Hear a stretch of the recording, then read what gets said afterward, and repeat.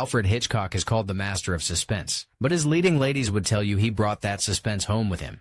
For decades, Hollywood's studio system protected one of cinema's darkest secrets. Hitchcock had a type.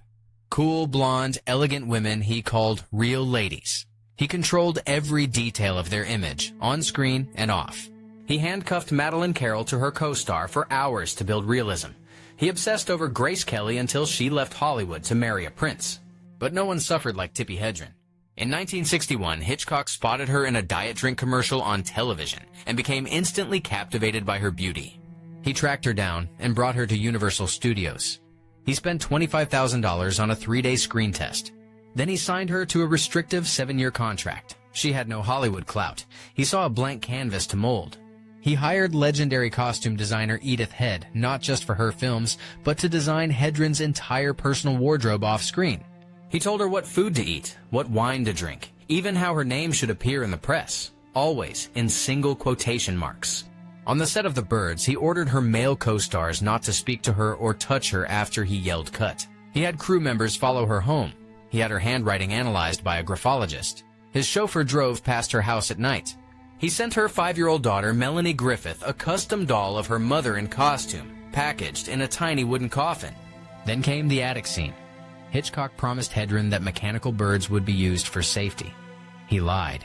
When she arrived on set, it was a sealed wire cage.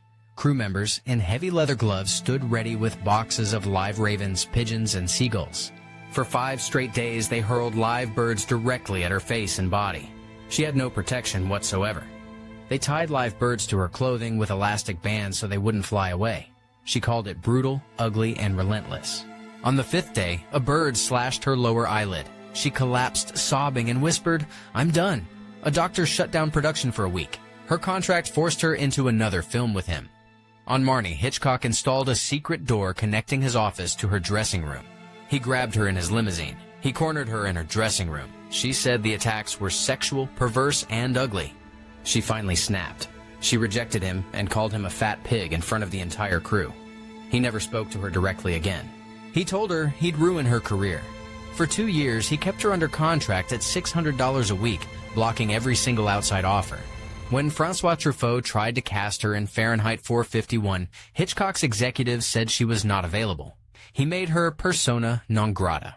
By the time her contract ended, her momentum was gone. She later said, "He ruined my career, but he didn't ruin my life." We call Hitchcock a genius, and he was. But the women who worked closest with him paid a price that Hollywood ignored for half a century. Subscribe for more stories Hollywood doesn't want you to remember.